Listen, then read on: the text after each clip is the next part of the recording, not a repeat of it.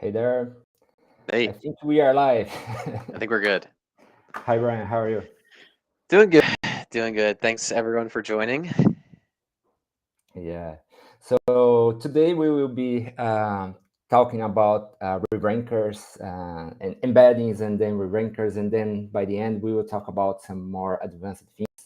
We were discussing this minutes ago, like multi-vector, call poly, graph rag. So keep stay with us until the end. So we will have these more advanced things. So before we start, I would like to ask everybody to use the Q&A button. Somewhere on your screen, you should be seeing some Q&A button. Send all your questions there. We will try to answer all the questions until the end of the live. If it's question for the thing that we are discussing, we will try to handle immediately. Otherwise, we will try to handle the questions in the end of the session. So please use the Q&A button. Another thing, this session will be recorded. You will receive the links to access the recording after the session, and even who is not watching us live, will receive the recording. So don't carry that. You can rewatch the live after that. As we are waiting for some folks to join us, please tell us in the chat where are you from. So we always like to know. So we are seeing people from Las Vegas, Paris, Dubai, and London. So we have a very huge audience or spread audience around the world. So my name is Samuel. I'm from Brazil, and I'm being part of DataStax for more than 3 years right now. And with me here, we have Brian. Brian is the AI architect at DataStax. Also, please, Brian, introduce yourself. Yeah, hi everyone. So I've been an AI architect here at DataStax for just under a year.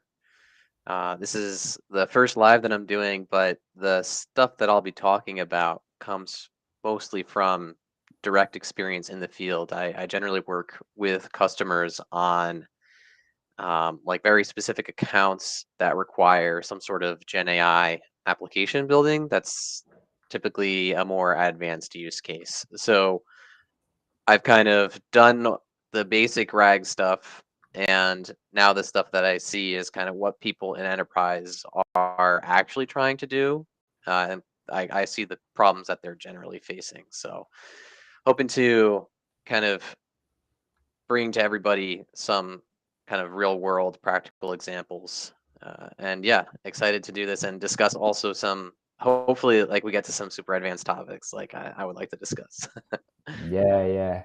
So I think we can start. Brian is from our SWAT team. So when we have a complicated problem or a complex use case, Brian is helping us in all the world. I can talk by myself. Brian helps me a lot with the projects I'm running in Brazil. So, Brian, I think we should start before talking about re-rankers. We can just to put everybody on the same page. So, what are the embeddings? How the embeddings are calculated or generated, and why they are important for RAG applications? Can you talk a Yeah. little bit about that? Yeah. So I think in the context of RAG and sort of Gen AI, it's important to understand like what are embeddings, what are LLMs, and I'm going to mention here cross encoders as well because we're going to be talking about them. Cross encoders are like a flavor of re-rankers. We'll get into that, the flavor, right, in a bit. But it'd be beneficial to talk about what are these things and how do they differ, right? Because they all kind of serve similar purposes, right? Like you're doing some sort of information retrieval. You use a vector database to find like similar texts, right? How is that different from like an LLM, right? So what it comes down to, what is common between typically between all of these different these three different categories, right?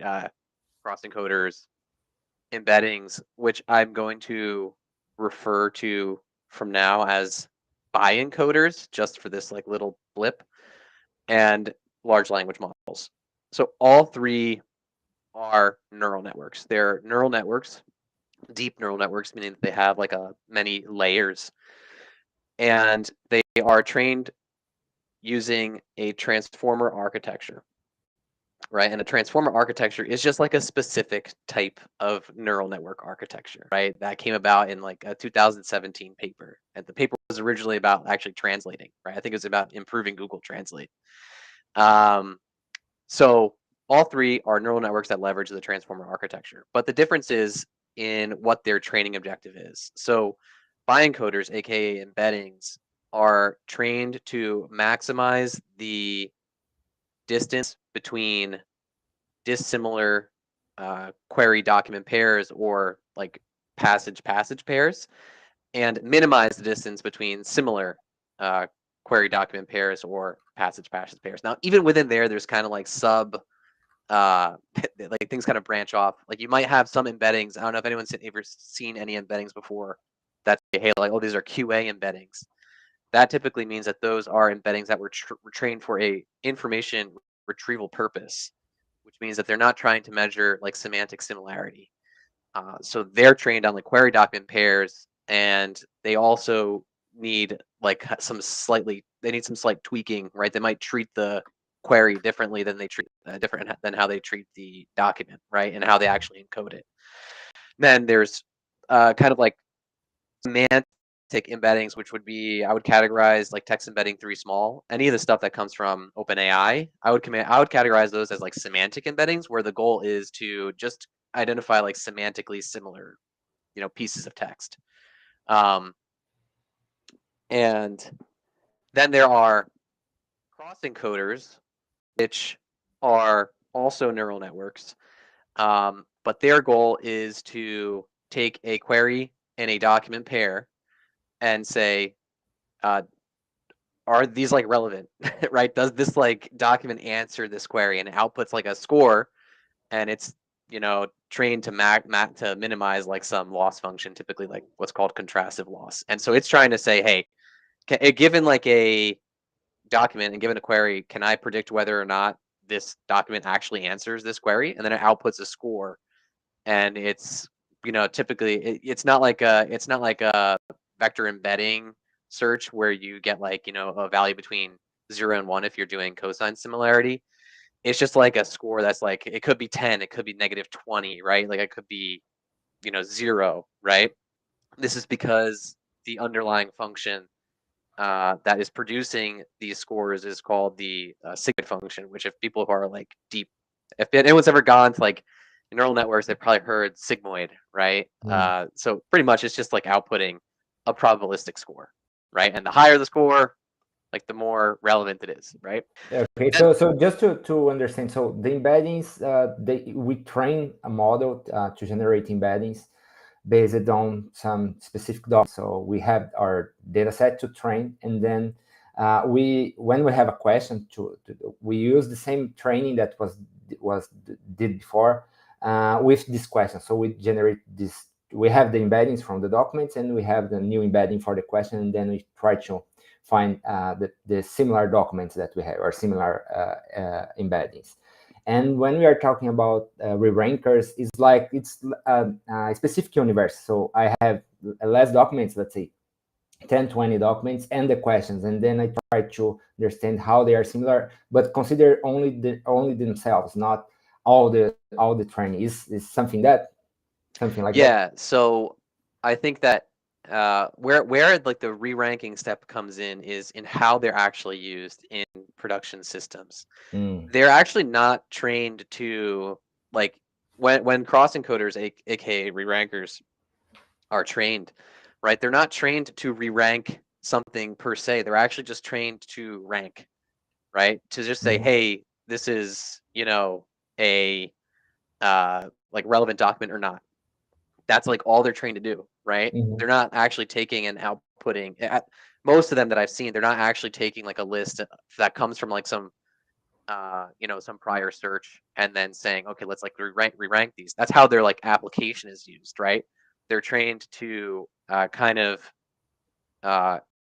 encapsulate the cross attention between the tokens that exist in the query and the document to say, okay, well, like how similar, or like rather, how does this document actually answer, right, the question? And so why this is different than in the context of like RAG, why is this important?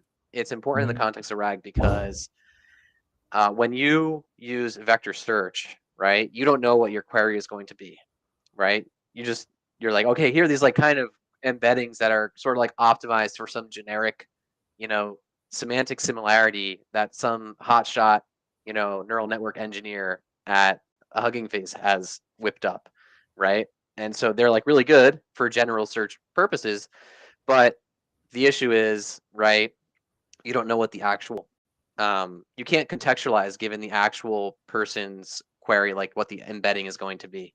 So what the cross encoder re-ranker does is it comes in and it says, hey, like I have, a set of documents that maybe were retrieved through some initial retrieval, right? And I also have this person's query, right? So I can say, hey, given this query that this person asked, do these documents actually answer this query, right? That's the difference between like a sort of standard like vector similarity search and then what is called the two-stage retrieval, which would be you do some sort of first search and then you do sort of like a cross encoder re-ranker on a subset of the results.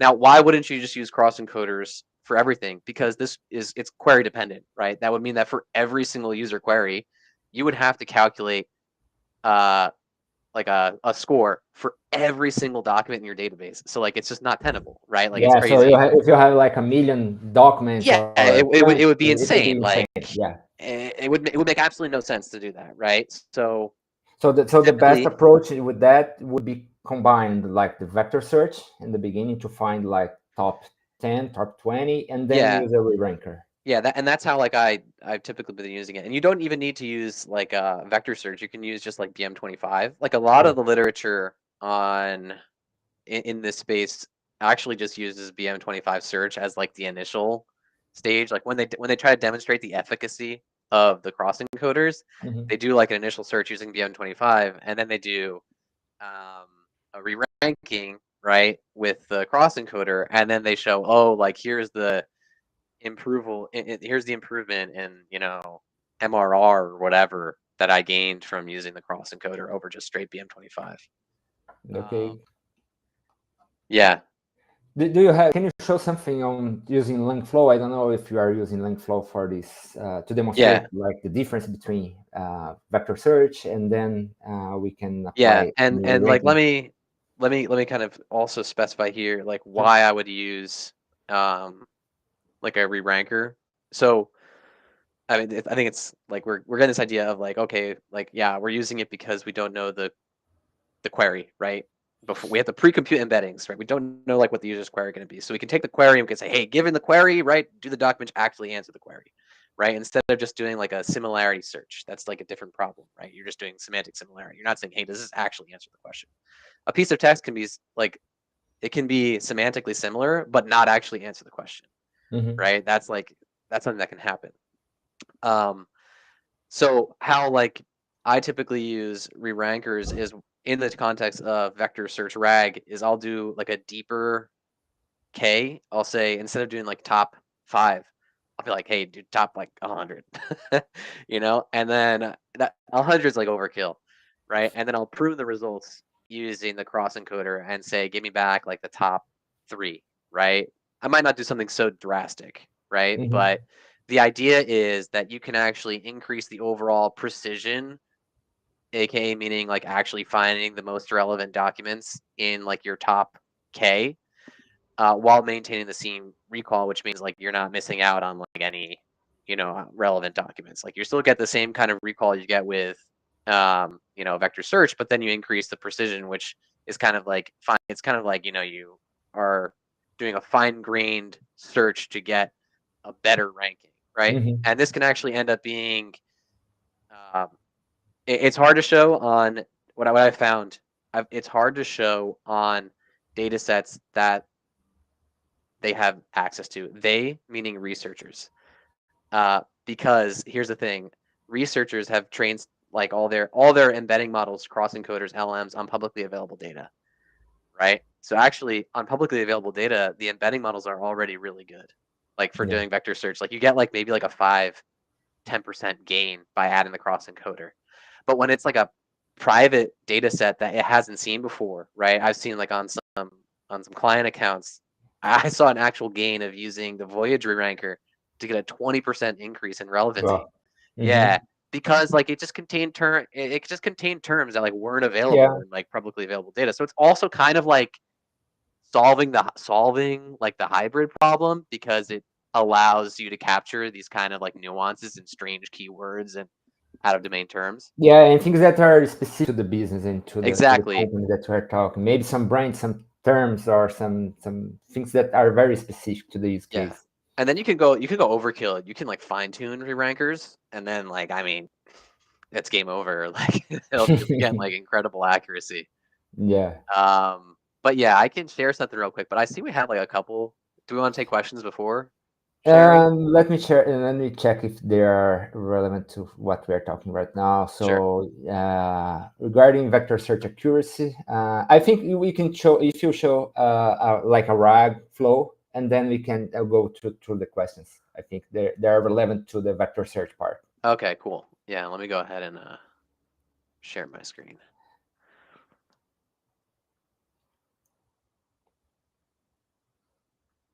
Okay, good. I don't have to restart my Chrome while I'm sharing. Thankfully, I had done that already. All right. Here we go. Okay. Are we seeing? Okay, we're seeing, right? Yeah.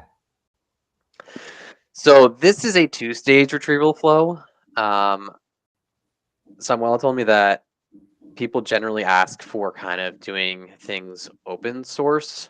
So I actually went ahead and these components that you see here, they're not available on Langflow main. I just implemented them. I forked the repository. Yeah, but we can share the code. But yeah, I'll share. Yeah. Yeah, I'll share my repo. It's Great. quite simple, the code. So here I've already got some. I ingested some data. I think that this data set here. Let's not use this one. Let's use a different one. I have. Okay, I have this one. Can Wow, you that's zoom a lot of little bit? records. Can you apply some zoom? It's Oh not yeah. easy to see. Yeah, Right. what I found is that, and this could just be me. Okay. Yeah, now it's Okay. better. Now it's working. No, so when I try to scroll with my mouse on the new version of Langflow, like it just selects things for me. So I need to go over to my touchpad and use 2 fingers to press down. I was really annoyed, and that was just this morning that this happened, because I just updated the main, so there must have been some change that like went through, and now I'm kind of mad. But yeah, so okay, so what I have going here is I have this open source embedding model called BGE small, and then I also have another open source cross encoder, which is called TinyBird. And I picked these because they're both kind of like small and they don't take up like a lot of memory on my machine. And then I also have Ollama running with Llama 3.2. So everything here, there's no API keys involved, which is what's cool. You can just go ahead and like, as long as you have Ollama installed, like you should be good, because the sentence transformers library comes with Langflow. So let's do this first. So I got this short, I did this embedding like right beforehand, because I just figured, Samuel just told me this morning that, hey, can we do this like open source? So I just implemented it this morning. So I have, what I have open source is the text of Moby Dick. That's also my general example that I use to talk about cross encoders. And we're going to ask this RAG a question about Moby Dick. So let's go ahead and do that. And I'm just going to change the output to go here. And what that does is this means that now this is a dead end here, this re-rank step. So we'll go ahead and see in the chat output just the initial retrieval. And what I'll also do here is I want to toggle the top end so that we can just sort of play with how many we want to return from the re-ranker when we eventually do our the 2-stage retrieval for the RAG. And so because we're doing 1-stage retrieval, aka just plain vanilla RAG, let's limit the number of results to 5. And let's ask a question. And the question I like to ask to talk about re-rankers is, what are, and maybe it's better to do this in the playground. Let's do the playground. So what are the narrator's thoughts on whether or not whales are fish? So in the book, Moby Dick was written like 1850. So the author was like very vehement that whales are fish, even though like we now know, right, they're mammals. But he was very vehement about it. So that's why I asked this question. And so it is able to answer the, actually it answers incorrectly, I think. And this is because there's a lot of, we'll see what happens with the re-ranker. So I haven't this exact configuration yet. That's the other thing. So we'll see what happens. Because like I said, I just did it this morning. So we'll see what happens. But so I know for a fact that in the book, he says whales are fish. I know this for a fact. Ishmael, he says it he says it, right? And the answer here is saying, hey, based on the text provided, it appears the narrator has a somewhat dismissive and humorous attitude towards the idea of whales being fish. That doesn't sound like the right answer. The right answer to me should be, yeah, like, I don't think it's right. So let's see what happens. Let's look at what was actually retrieved in the search results. And this could also be affected by the quality of the embedding, because I'm using like a much smaller embedding model, and like it's probably not like one of the top ones. So this one actually might be a good candidate for showing, hey, if we just like made the top K like a really deep, we might actually get like a relevant result from the RAG. So let's go ahead and do that. I'm like not seeing anything here, right? Like it's kind of just, it mentions whales. This is completely irrelevant, this text, right? Like it's not relevant at all. This is kind of relevant. It is included among the class of cuttlefish. Okay.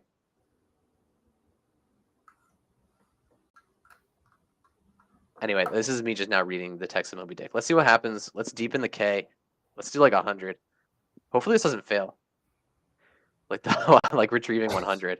Like let's see what happens. And let's do like a deeper re-rank. I want to see what happens.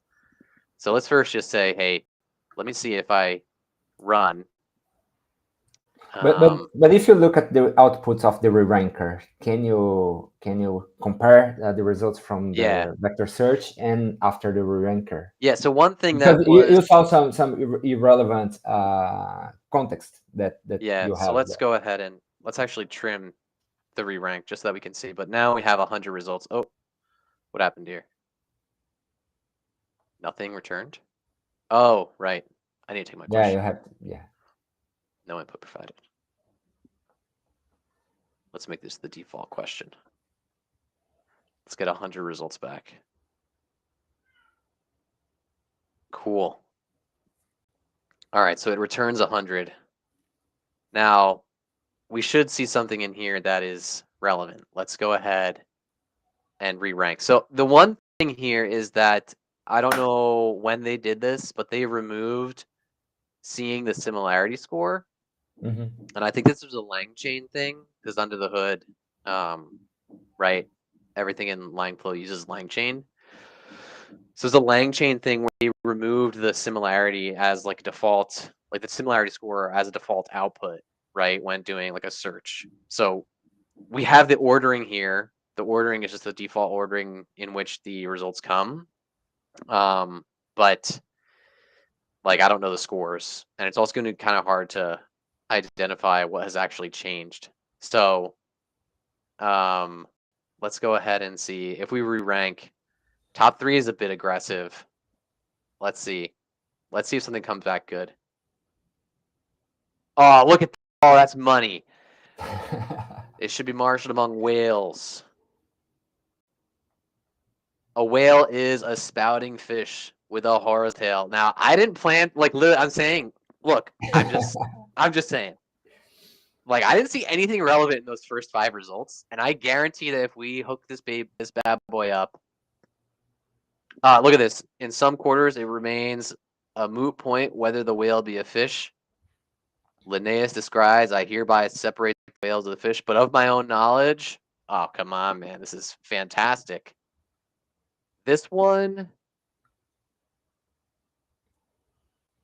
no, this one's not relevant, but at least it got the top 2, right? Like, this one doesn't answer the question. This one says, it mentions fish, it mentions whaleman, but I think if we pass this bad boy along into the rag. Brian, before we move on, Yeah. Just some questions here. What re-ranker are you using on these? Oh, okay, yeah. So I'm using this TinyBert re-ranker. It's open source. I can share it here. Can I message in the chat? I think so. I think you can. Let me message in the chat. Yeah. And like I said, I use it because it's small, and then there was also like a link from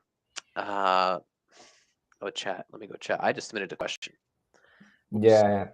No. It's okay. Oh no. I think you submitted. I submitted a question. I'm submitting in the chat. Let me add to the chat. And another question. Maybe it's a silly question, but if the relevant part result from the vector search, so you receive it, retrieve 100 records, and the relevant record is there on the 100. Why can't we just use the 100 as the models can handle very huge context? No, because there's gonna be too much conflicting information in there, right? It's like, more noise than relevant. Yeah, exactly. So like, because everything that everyone keeps saying, rag is dead, long live rag. To my rebuttal is, rag is dead, long live rag is dead, long live rag is red. Rag is dead, long live rag. That's my rebuttal to that question, that statement rather. So, like the whole point is, right, like you want to be supplying, it's like anything, like you want to be supplying like high quality information to the LLM. Like, what's better if I think about, like, if I give you, and I'm like, hey, like here's an 1,000-page textbook, I'm gonna ask you a question, I'm gonna tell you it's in there somewhere, but I'm not gonna tell you like what page, right? Like, it's kind of like, it's gonna take you forever to find it, right? Because like you're going to have to read through all the pages, right? Or like, have some heuristic to look through. Like, there's still the token usage, right? Like, you're better off just like getting like you're better off like telling, right, exactly, oh, here's the exact relevant answers, not saying like, hey, here are like 100 possible relevant answers, like sift through them and figure it out. Right, now here's a fun thing though. There is some research now where people are using LLMs as re-rankers, and they actually can be good, but only if they're like the top models. So like GPT-4o, I know, does well in like the re-ranking tasks, but it's just like way more expensive than running a cross encoder, and cross encoders perform just as well. Like I think it's like slightly worse than GPT-4o, like on re-ranking tasks, but like the researchers were like, yeah, it costs like a fortune to do this. So that's the general idea, is like you're trying to only provide relevant context for the end, like, interface, the summarizing agent, right? Okay, so before we move on, I think we can handle some questions right now. So Christina asked, any recommendation to improve? Let me put on the screen, then everybody can see. Oh, should I stop sharing? No, you don't need to. So any recommendation to improve relevance in correlations in Azure AI search using LLM-based pre-computed abstraction on legal text space? I think it's more about fine-tuning the embedding model, and then you can use a vector search with more relevant. Do you have any experience with training, fine-tuning embedding models? Yeah. No, it's definitely a really good idea for improving overall relevancy. And then, like I said, you can also fine-tune the re-ranker. So you can come up with like a super powered, like, like retrieval system by fine-tuning on your own data set. And fine-tuning will typically improve retrieval dramatically, especially if you have like out of domain data, right? Like if you have data that, these LLMs haven't seen before, like you're gonna crush them. So, Especially um, when we have this very specific subject like legal, so it's a very you have to train a lot on specific documents that maybe the model was not exposed to. So when you apply some real documents and a good amount of documents on the fine tuning, probably you have a better model than the public models or the models that are available. Do you agree with that? yeah, I mean, generally, right? Like, I think that we have some blog out there that shows that, like, um, Jonathan Ellis, like, he went ahead and did like fine tuning for some. He did it on like PDF data sets. He OCR'd some PDF data sets, which I have a lot to say about that, right? Yeah, I know that. And then he fine tuned the models on those data sets, and he was able to achieve like, better accuracy than say like text embedding 3 large alone, right? So he has some content out there. I can share. I don't know. I don't want to look for it right now, but we have some stuff out there about it. Yeah, but if you have a situation where you have to decide, do you prefer to fine tuning a model for embedding or use a regular model for embedding and using Re-ranker? What would be your choice if you have to invest some time It on? really depends on how important sort of relevancy is for you, right? Okay. Relevancy and accuracy. So Mm-hmm. if you're like an enterprise client, like I see, like typically in the search space where they have some where like search is money, right? Like Mm-hmm. if surfacing like 0.01% more relevant results is like millions of dollars, right? Mm-hmm. They're going to do it, right? If you just have some thing out there that's like not doing sort of, you know, that level of throughput and generates that level of capital, then like you probably don't need it. If you have some like internal chat bot, right? Like I wouldn't use it for that. Like I mean, maybe it Yeah. could be, but it's a lot of time. It's like, you have to figure out what you're doing. You're gonna need probably gonna need like a GPU, right? Like you Yeah, have a sure. GPU. I'm GPU poor. I don't have any. So, like Yeah, sure. Okay. No, great. So I think we answered the question from Christina. Gaurav asked, regarding vector search accuracy, how do we change the number of dimensions for query embedding for AWS embedding Titan model on LangFlow? I don't know if you have some component on your screen. I never had to do that. But I think if there is no option, you always can edit the code for the component. Let me try to show only the screen, and then uh, probably you can edit the code and adjust the number of dimensions. You mentioned that this is a parameter that is available for OpenAI and not for AWS embedding. I don't know exactly this component, but I think if you need to change that, you can edit directly in the code, create a new component based on the AWS embedding, and then you're good to go. This is the beautiful thing about LangFlow. It's impossible to cover all the possibilities that you need on real life projects. So it's impossible to handle all the situations. So but you can always implement your own components and customize a component that's already there. So in your case, if this is the situation, I would try to change the code of the component to try to solve your question there. And Gaurav is asking, I don't see re-rankers on the left of my LangFlow UI. that's because I forked LangFlow and this is custom. Yeah, yeah. So I do have a PR open to try to make a re-rankers folder in Mhm. LangFlow, but it's been like sitting there for like 3 But there months. are some re-rankers. I think Cohere is available Yeah, on LangFlow. yeah, but And not NVIDIA, I the think. one that I'm using here. Like I said, Yeah, I'll share a link to my repo. I haven't committed this back to my LangFlow fork yet, so I'll commit a different branch where it'll have just this stuff, and I'll share it with everyone here. Um, great. yeah, And another question from Quijano Flores. Have you seen cross-encoders used for re-ranking in the context of recommendation systems? Yeah, I personally haven't seen that with any accounts, right? Like I haven't seen any, unless you consider, like a search bar, right, on like a website to be a recommendation system. They're like, uh, you know, like I'll tell you that companies that have huge online retail presences, like they are using cross encoders for re-ranking in production. And this is actually typically either it has replaced or it is used in conjunction with typically like these enterprises have data science teams that are specialized in search and they have created their own re-rankers. So re-rankers, and this is what I was kind of saying before with like, like re-rankers, like don't say, hey, re-rankers are all cross encoders. Like you can have re-rankers. Re-ranking is anything, like it means you re-rank, right? Like it's not restricted to neural nets, right? Anything can re-rank.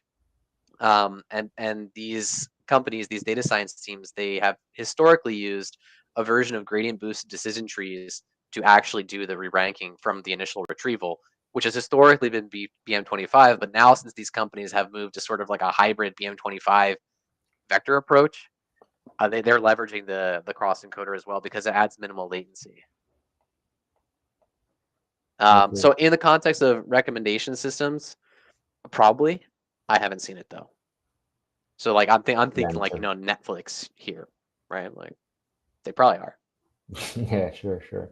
And you are using a Hugging Face model, tiny something, and compare it to like Cohere and other not open source models, and other open source or other re-ranking models that are available in the market.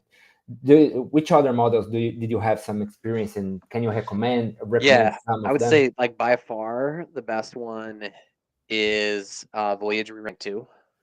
Like it crushes, at least in my experience, it crushes Mhm. everything else.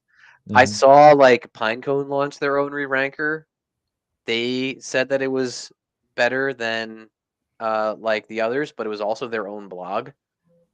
So I was kind of like, maybe, I don't know, but Uh, so I haven't used it though. I've used Voyage, and then I've also used the NVIDIA re-rank Llama like QA 3.2, something like that. Like it's got a really weird name.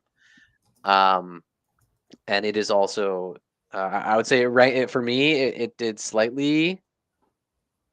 It didn't do as well as Voyage, but it added like a lot of relevancy. Like I would say, but like around 15%. That one particular case I was talking about, 20% with the Voyage, right? And this was like in an actual enterprise use case, so it was pretty interesting.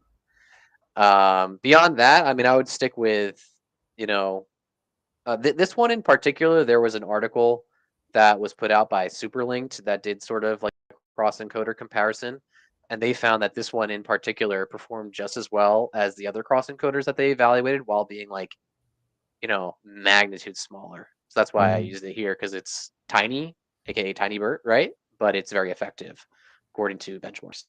So Great. And I think now we have time to talk about the other alternatives. So we started with vector search, good results, but sometimes you will need something more, re-rankers. And other than that, what are other options that people have to improve their solutions based on RAG and Gen AI stuff? yeah, one thing. I mean, we can go. Do we want to go outside of just like the re-rankers now? Like, should we go? Yeah. I We think go I full think yeah. blown. If someone All has some right. Yeah. questions about re-rankers, please put it in the Q&A. Now we will talk a little bit about other alternatives that we have. Yeah. So what I can say is that, and I'll kind of maybe do like a nice segue here, is that I've often seen and especially in this super linked thing that I talked about. Let me just find it's got to be like right here. I'm gonna send it here in the chat. This is the thing I'm referencing. Let me go to chat. So And just before that, James asked about knowledge graph. We will talk about this in a moment. yeah, we could talk about knowledge graph first. So actually, well, knowledge graph here. If you're asking like traditional knowledge graph, like Neo4j, Arango DB, those kind of offerings. Like we have DataStax has like a traditional knowledge graph offering, but it's only for on-prem. Like we're not offering any kind of like cloud stuff around that, and it's only for DSE, which is like our kind of older on-prem offering. There's not like a ton of investment there. We have this alternative to kind of the, hey, I want to do knowledge graph in conjunction with vector retrieval, which we call GraphRag, and it's kind of a confusing name because people hear GraphRag and they're like, oh, knowledge graph plus RAG, right? What would be the case for GraphRag along with Rerankers? That's a good question. We could talk about that in a sec. But let me explain first, like, what is our GraphRag actually doing, right? Like when you go to LangChain and you're like, hey, GraphRag, right? I think it's also like the only, like LangChain has a class called LangChain Graph Retriever, and I think that the only subclass of this class is the DataStax Graph Retriever, GraphRag Retriever. I think there's no other one. So, okay, what's actually happening is it's all client side. So you do a vector search, right? And then you tell our like GraphRag implementation that, hey, I want to do a graph based on, I want to create edges between, certain metadata, between retrieved pieces of text based on metadata elements, right?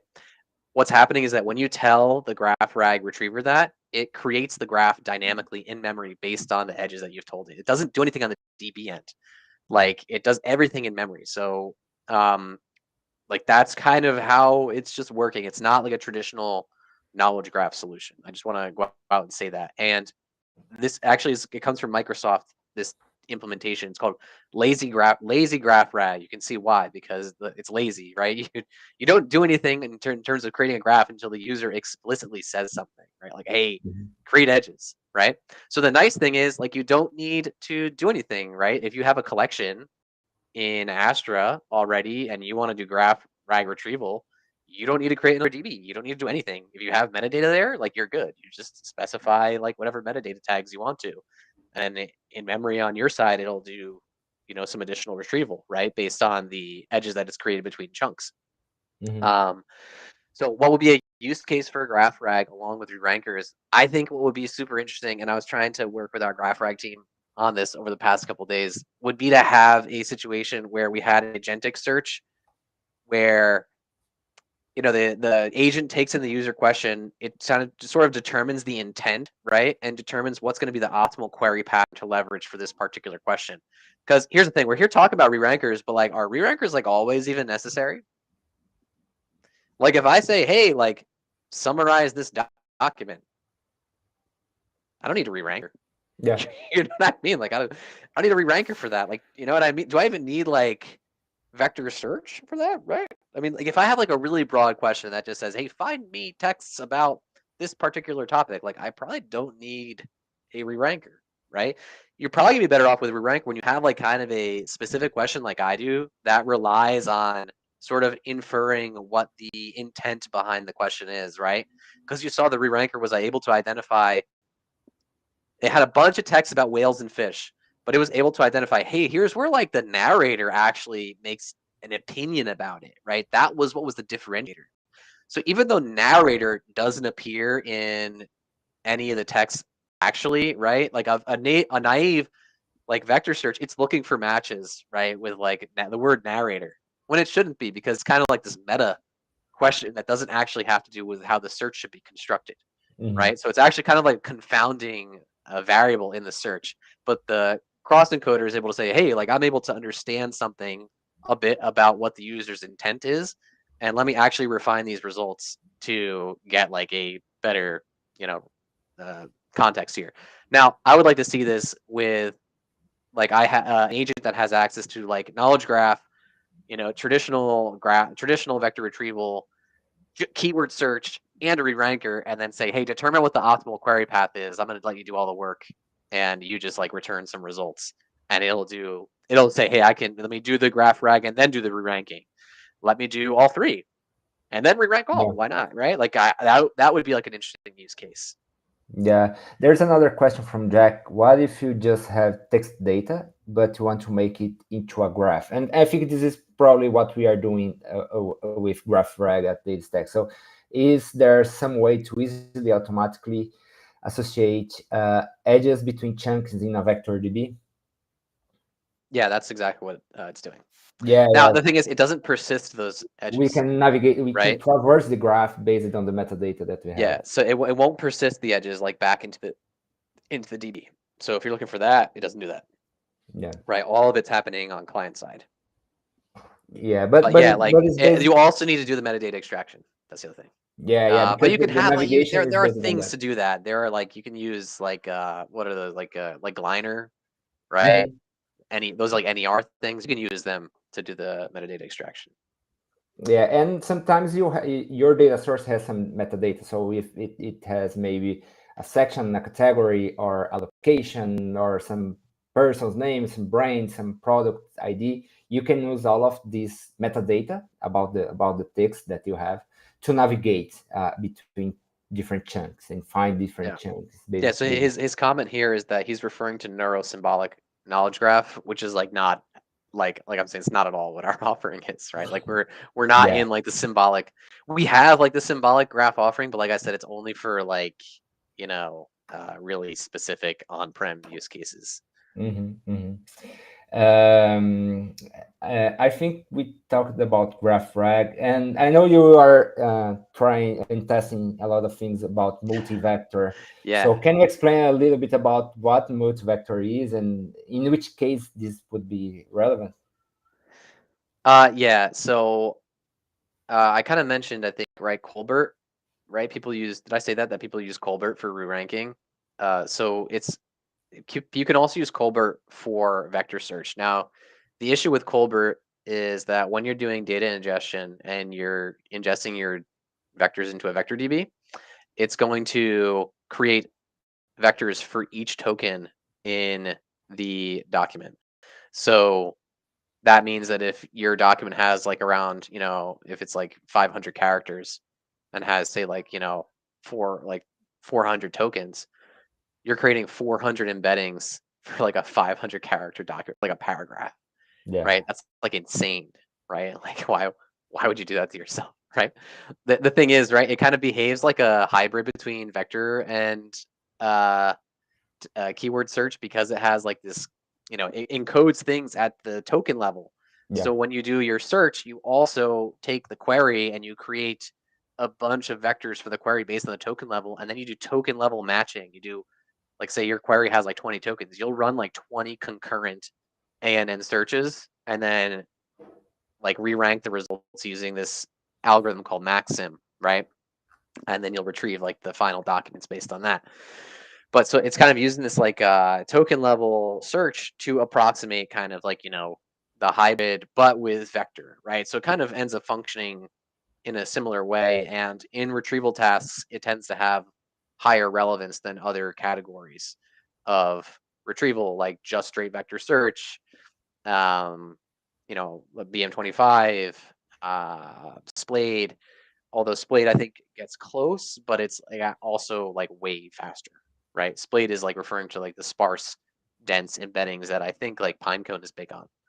Um, so yeah, where is this going? Well, frankly, people haven't really used it because like it just generates too many vectors, right? mhm, So people use it as like a re-ranker, but they won't use it for, just for like first stage retrieval. Now that sort of changed when Cole Pally came into the mix. Cole Pally was a paper that came out in June of last year. And what they did is they trained a VLM, PalyGemma, which comes from Google, right? It's a vision language model. They trained it on information retrieval tasks. They gave it like a bunch of PDFs, and they were like, okay, we're going to train you to correctly identify relevant pages of PDFs based on users' queries. And they used a similar architecture to Colbert. So what Cole Pally does is it'll take a PDF. Let's say the PDF has 10 pages, right? It'll look at each page as an image, and it'll create 1024 vectors, a 32 by 32 grid, right? for that entire page. So you'll have a similar kind of structure to Colbert in that you'll have, for one document page, you'll have like 1,000 embeddings. This can also face like a scaling issue, but some of the key results from the paper and subsequent papers were that you can do pooling on the vectors to dramatically reduce the number of vectors that are created per page, and you can get down to like around 40. And as long as you do like a re-ranking step, you can get the same accuracy as like full resolution 1024 vectors per page Colpally. There have been subsequent iterations that are actually more focused on the Quen VLM family, and those actually tend to perform even better.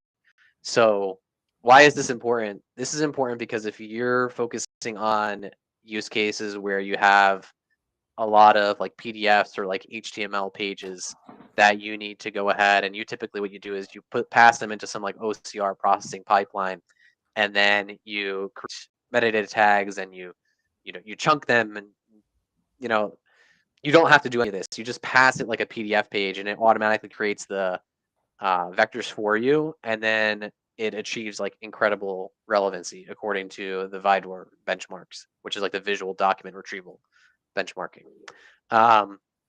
So I think it's super cool from like a sort of general information retrieval standpoint. Yeah. And so in which scenarios Colpoly it's the best alternative, or Colbert it's the preferred one? I mean, I don't know when Colbert would be good, frankly. Like maybe just because it generates so many vectors, right? Like it's absolutely, it's insane, right? Like just think about it, right? Like I have a PDF page that has 44 paragraphs on it, right? Like I now need to, it has 4 paragraphs. In addition to it, it has like an image, right? Like I need to now do an OCR pipeline to extract the image, and then I'm going to encode, like 4 paragraphs. That's gonna, let's say it's like 500 vectors per paragraph or something, right? Like now I'm suddenly at like 2,000 vectors for one page. Even if I do the pooling, it's like, the reason the pooling makes sense with Colpally is because on PDFs there's a lot of white space. So a lot of the white space gets like compressed into like a single vector. Right. Sure. So that's why it's just been like to me, that's why to me I think it solves like a crucial problem. It's also solving something that like Colbert didn't solve, right? Which is you need to spend money, right? Or use some janky like OCR processor, right? Like, and I started using Colpally when I accidentally dropped like $25 on unstructured one time, and I was like, I'm not doing that again. Like, I don't want to do that. And Colpally, it's we talked about that a little bit. So it's a good model or a good strategy when you have images and text. So if you have PDFs full of text, it will not perform as good. Is that correct? Based on what I've seen in literature, it still performs well, but it's not as good as just extracting the text and embedding it, right? It's better when there's what they call visually rich documents. That's documents that contains textual information and like, images, diagrams, tables, things like that. It's quite good. Yeah, that makes sense. There was a message here about how those data stacks differ from Pinecone in terms of retrieval of code retrieval. We had a benchmark with Pinecone or Astra versus Pinecone, I think last year. I shared in the chat. Let me share it again. The URL to this comparison. It was done by GigaOM. It's another company that performs these benchmarks.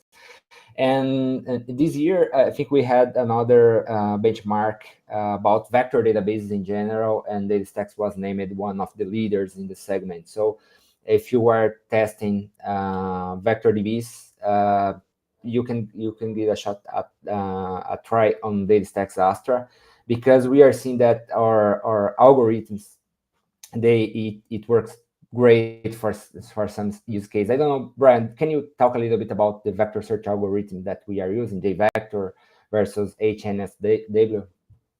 Yeah, well, I think Pinecone uses by default HNSW. Yeah. So we use something called JVector, which builds on both HNSW and disk ANN. So I think the key difference here is the fact that we use some variation of disk ANN, which means that if you have data sets that are larger than memory, you can actually write like vectors to disk, which is an advantage compared to HNSW approaches, which don't actually write like vectors in the graph to disk. So this allows it to scale more, right? Any disk ANN based approach will typically scale better than right. HNSW doesn't have to be right. JVector, just any disk ANN approach will allow for a larger number of vectors, right? So I don't know like what I don't know like what they said, but I can speak to a bit. Maybe like so that could speak to like the speed, right? The latency. I don't know if we did better on the latency, probably, right? Is that what it says? No, it's just a regular comparison. Okay. In Yeah. terms So of I the don't know, scale. but like if like I don't know, I haven't taken a look at that actually. But if the latencies are better, I expect it's because of the disk ANN approach, right? If the relevancy is better, I suspect it's because we do overquerying, right? When you specify Yeah, like top 10, right? It'll actually do like 2 to 3x deep top K search in the underlying graph, but it'll do those with compressed vectors. yeah, So it'll do like, let's say you say I want to do top 100, right? It'll instead go 200 deep in the graph, and then it'll actually do a re-ranking step on the uncompressed vectors, so full resolution. It'll bring in the full resolution vectors into memory and do a re-ranking step on the yeah. full resolution, which allows for like a higher relevancy, because now you're not doing it on compressed vectors, you're doing it on the complete vector space. Yeah, yeah. In general, we are seeing that when we have the scale and you need the latency, it's important feature, and then we are performing very well in this use case. And also, if you are updating or adding new frequently, so in this case, there's the indexing it's synchronous. So once you start the data on Astra, it is already available for queries. When you have the reindex process, the data will not be immediately available. So on Astra, if you have this kind of use case where you have to insert a new chunk, a new embedding, and then this need to be available for queries, then Astra is a good fit for your Yeah. use case. I think HNSW does allow for real time. However, not the case. I think if it's using some sort of sparse method, because the sparse method kind of Yeah. requires like some reindexing, which can be Mhm. annoying, right? And like these sparse thing, and like this other thing on multi-vector, like if you're doing multi-vector, that's not real quick. We have like a minute. So there's two cases of multi-vector. There's one that we're talking about with like Colpally, where all the embeddings that are generated are part of the same underlying vector space, which means they can be searched in the same index. Then there's a case that you have embeddings that live in different embedding spaces. So you might have like two different representations of the same document, maybe using different embedding models. Maybe you have like a QA. It's also something I'm taking a look into. What if I had a QA embedding model and a semantic embedding model, and I allowed the agent to determine which is the appropriate one to use, right? Like that would be interesting. Yeah. That's like a separate case where what I think like Vespa and like Weaviate do is they allow you to put like weights on each vector, but like that's also kind of like annoying because now you got like tune your weights. It's query dependent. Let's use a re-ranker, just like like just throw the re-ranker re-ranks against the text. It doesn't do anything based on the actual vector, which is the cool thing, right? Because it's actually using the text to do the judgment. Anyway. Yeah. Okay. So thank you, Brian. I think we answered all the questions. It's 2 p.m. in Brazil, so it's time for us to close this session. So I'd like to thank Brian. I learned a lot with the sessions. I hope everybody learned it as well. So the recording will be available to everybody after the session. And I would like to thank you everybody that watched us talking today. So thank you, Brian. Any final words? Yeah, just I'm sending here in the chat. There's like a link to the Colpally paper. I advise that everybody, if you're interested in like if you have use cases with like PDFs, like just give a read. Like we don't profit off of Colpally like at all. So like I'm just talking about it here of like free will. So it's Yeah. really cool. Like go use it. Yeah. No, Brian, it's very curious about all the models and everything Yeah, that's happening on the Gen AI space. So yeah. it's a very good conversation. So thank you, everybody. We will see soon next.